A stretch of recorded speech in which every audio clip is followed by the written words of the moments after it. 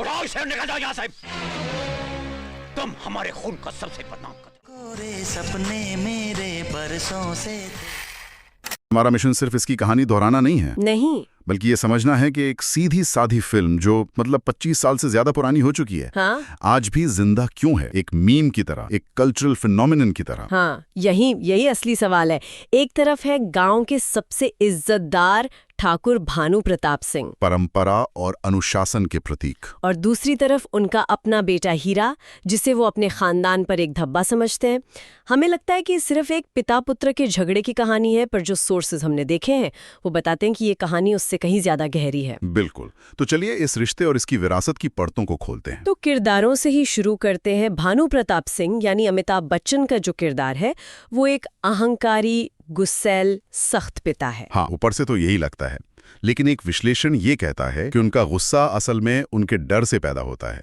डर? ठाकुर भानु प्रताप सिंह को किस बात का डर? उनके पास तो सब कुछ है, इज्जत, जमीन, ताकत। अपनी विरासत खोने का डर। अच्छा। वो एक ऐसी पीढ़ी के इंसान हैं जिनके लिए परंपरा और खानदान का नाम ही सब कुछ है। और जब वो अपने बेटे हीरा को देखते हैं, जो अनपढ़ है, भोला है, हाँ, उनकी तरह रौबदार नहीं है, तो उन्हें लगता है कि उनकी सालों की बनाई इज्जत ये लड़का मिट्टी में मिला देगा। तो हर ताना, हर अपमान उस डर की चीख है कि मेरे बाद क्या होगा। बिल्कुल, ये सिर्फ नफरत नहीं, ये एक तरह की निराशा है। ये तो बहुत दिलचस्प एंगल है। पर हीरा के बारे में क्या? उसकी चुप्पी को हमेशा उसकी कमजोरी माना जाता है। वो पलटकर जवाब क्यों नहीं देता? और यही कहानी का दूसरा पहलू आता है। एक नजरिए से हीरा की चुप्पी भारतीय संस्कारी बेटे का प्रतीक है, जो पिता के सामने सिर नहीं उठाता। लेकिन अगर गहराई से देखें तो उसकी चुप्पी ही उसकी सबसे बड़ी ताकत है। ताकत कैसे? वो बहस करके अपने पिता को छोटा नहीं करना चाहता, वो अपने काम से जवाब देता है। ये एक तरह का पैसिव रेजिस्टेंस है। वो बिना एक शब्द कहे अपने पिता के पूरे वैल्यू सिस्टम को चैलेंज कर रहा है। वाह, मतलब एक तरफ डर से निकला गुस्सा और दूसरी तरफ सम्मान से निकली खामोशी। और दोनों ही किरदार अमिताभ बच्चन निभा रहे हैं। हाँ, मुझे लगता है ये सिर्फ एक कास्टिंग का फैसला नहीं था, इसका कोई गहरा मतलब होना चाहिए। बिल्कुल, ये फिल्म का सबसे जीनियस स्ट्रोक है। जब आप एक ही एक्टर को दो विपरीत किरदारों में देखते हैं तो लड़ाई बाहरी नहीं रह जाती, वो अंदरूनी हो जाती है। हाँ, ये भानु प्रताप बनाम हीरा नहीं है, ये असल में एक ही इंसान के अंदर की लड़ाई है। अहंकार बनाम विनम्रता, अतीत बनाम भविष्य। कहीं न कहीं एक नरम दिल भी छिपा है। बिल्कुल, इससे क्लाइमैक्स और ज्यादा असरदार हो जाता है। जब भानु प्रताप टूटते हैं तो ऐसा नहीं लगता कि विलेन हार गया, ऐसा लगता है कि एक इंसान ने अपने ही अंदर के राक्षस को हरा दिया है। ठीक है, तो इस मनोवैज्ञानिक ड्रामे के बीच में एंट्री होती है गौरी की। वो सिर्फ एक लव इंटरेस्ट से तो कहीं ज्यादा है ना? बहुत ज्यादा। गौरी यहाँ एक उत्प्रेरक, एक कैटलिस्ट का काम करती है। उसके आने से पहले हीरा ने अपने पिता की दुनिया को ही अपनी किस्मत मान लिया था, लेकिन गौरी उसे एक नई नजर से देखती है। वो उसकी डिग्री नहीं, उसका कैरेक्टर देखती है। और जब वो हीरा को चुनती है तो वो अनजाने में ठाकुर साहब के विश्व को चुनौती दे देती है। वो कहती है, आपकी नजर में जो हीरा पत्थर है, मेरी नजर में वो कोहिनूर है। बिल्कुल। और यहीं से ठाकुर साहब का अहंकार पूरी तरह से भड़क उठता है। उनके लिए समीकरण साफ है, अनपढ़ बेटा प्लस अपनी पसंद की शादी। मतलब खानदान की नाक कटना, वो शादी से इनकार कर देते हैं। लेकिन इस बार हीरा, जो हमेशा चुप रहता था, एक स्टैंड लेता है। शादी हो जाती है और घर में एक नया महाभारत शुरू हो जाता है। और शादी के बाद हीरा का जो संघर्ष है वो इस फिल्म को सिर्फ एक फैमिली ड्रामा से उठाकर एक सामाजिक कमेंट्री बना देता है। कैसे? ध्यान दीजिए, हीरा सिर्फ एक अच्छा इंसान बनकर नहीं रहता। वो खेतों में नई तकनीक लाता है, किसानों को एकजुट करता है और फिर एक ट्रांसपोर्ट का बिजनेस खड़ा करता है। वो एक उद्यमी है, एक एंटरप्रेन्योर है। अरे वाह, ये मैंने कभी इस तरह से नहीं सोचा था। वो सिर्फ संस्कारी नहीं है, वो प्रोग्रेसिव भी है। एग्जैक्टली। ये फिल्म सिर्फ संस्कारों की नहीं बल्कि 90 के दशक में बदलते भारत की कहानी भी है। एक ऐसा भारत जहां पुरानी जमींदारी की जगह मेहनत और बिजनेस ले रहे थे। हीरा उस नई बिजनेस क्लास का प्रतीक है और ठाकुर साहब को सबसे ज्यादा चिढ़ इसी बात से होती है। उन्हें लगता है कि उनका बेटा उनकी सत्ता को चुनौती दे रहा है। हाँ, ये लड़ाई अब सिर्फ पढ़ाई की नहीं बल्कि आर्थिक और सामाजिक वर्चस्व की बन जाती है। और जब दुश्मन साजिश करके हीरा को फंसाते हैं तो ठाकुर साहब बिना सोचे समझे उसे घर से निकाल देते हैं। वो फिल्म का सबसे भावुक सीन है। बहुत। एक पिता का अपने बेटे पर इतना अविश्वास, ये देखना बहुत मुश्किल होता है। पर यही तो हीरा के किरदार का असली टेस्ट है। बिल्कुल।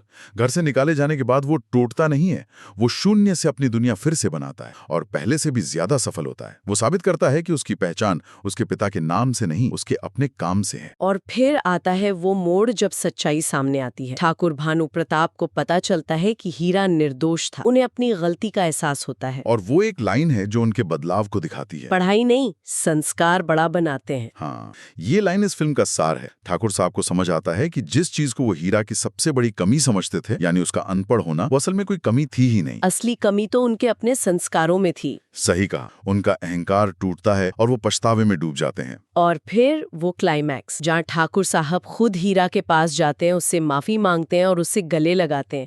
वो सीन आज भी, मतलब वो हर बार असर करता है, लोगों की आंखें भर आती हैं। क्योंकि वो सिर्फ एक पिता पुत्र का मिलन नहीं है, वो दो पीढ़ियों, दो विचारधाराओं का मिलन है। अहंकार पर प्रेम की जीत और घमंड पर पछताव की जीत है। चलिए अब उस सवाल पर आते हैं जो शायद सबके मन में है। ये सब तो ठीक है, कहानी अच्छी है, इमोशनल है, पर ऐसा क्या है इस फिल्म में कि आज तक टीवी चैनलों की पहली पसंद बनी हुई है? ये एक फैसिनेटिंग केस स्टडी है। मतलब ये एक मीम बन चुका है कि सेट मैक्स पर सूर्यवंशम ना आए तो कुछ अधूरा सा लगता है। इसके कई कारण हैं। पहला और सबसे बड़ा कारण है इसकी सेफ फैमिली अपील। इसकी कहानी बहुत सरल और पारंपरिक भारतीय मूल्यों पर आधारित है। परिवार, सम्मान, संस्कार, अच्छाई की जीत। कोई कॉम्प्लेक्स मोरालिटी नहीं, कुछ नहीं। हीरो अच्छा है, विलन बुरा है और अंत में सब ठीक हो जाता है। ये एक तरह की दाल चावल फिल्म है जो हमेशा कंफर्ट देती है। मतलब ये कंफर्ट फिल्म बन गई है। जैसे लोग उदास होने पर कोई पसंदीदा गाना सुनते हैं, वैसे टीवी पर कुछ ना हो तो सूर्यवंशम लगा लेते हैं। बिल्कुल। बार बार टेलीकास्ट होने की वजह से ये हमारे कल्चरल डीएनए का हिस्सा बन गई है। लोग अब इसे कहानी के लिए नहीं देखते, बल्कि एक जानी पहचानी, सुकून देने वाली भावना के लिए देखते हैं। उन्हें पता है कि अगले सीन में क्या होगा, अगला डायलॉग क्या होगा, और इस प्रिडिक्टेबिलिटी में एक तरह का आराम है। और इसका जो मीम कल्चर है उसने तो इसे एक नई जिंदगी दे दी है। जहर वाली खीर से लेकर हीरा ठाकुर के संघर्ष तक हर चीज पर मीम बन चुके हैं। मेरे ख्याल से ये उसे और प्रासंगिक बनाता है। मीम्स ने इस फिल्म को एक नई पीढ़ी से जोड़ दिया है जो शायद इसे टीवी पर न देखती। ये एक तरह का पोस्ट मॉडर्न प्यार है जहां आप किसी चीज का मजाक भी उड़ा रहे हैं और साथ ही उसे सेलिब्रेट भी कर रहे हैं। ये दिखाता है कि फिल्म लोगों के दिमाग में कितनी गहरी बसी हुई है। सही में। तो अगर हम इस पूरी बातचीत को समेटें तो सूर्यवंशम सिर्फ एक फिल्म नहीं है, ये एक बदलते भारत का दस्तावेज है, अहंकार और विनम्रता के बीच की एक मनोवैज्ञानिक लड़ाई है। और अब ये एक कल्चरल फिनोमेनॉन भी है जो बार बार देखे जाने और मीम्स के जरिए जिंदा है। अमिताभ बच्चन का दमदार डबल रोल, परिवार की भावनाएं और जिंदगी के सरल लेकिन जरूरी संदेश, इन सब ने मिलकर इसे एक ऐसी फिल्म बना दिया है जो शायद हमेशा हमारे साथ रहेगी। और ये हमें याद दिलाती है कि रिश्तों में समझ और सम्मान किसी भी डिग्री या पद से कहीं ज्यादा महत्वपूर्ण है। बिल्कुल। इस कहानी के अंत में पिता और पुत्र का मिलन हो जाता है, लेकिन एक सवाल मेरे मन में रह जाता है। सोचने वाली बात यह है कि अगर ठाकुर भानु प्रताप को कभी अपनी गलती का एहसास ही नहीं होता तो क्या हीरा की अच्छाई और सब्र का कोई मोल रहता, या क्या कभी कभी सम्मान पाने के लिए चुप रहना और सही वक्त का इंतजार करना ही काफी नहीं होता, आपको बोलना भी पड़ता है।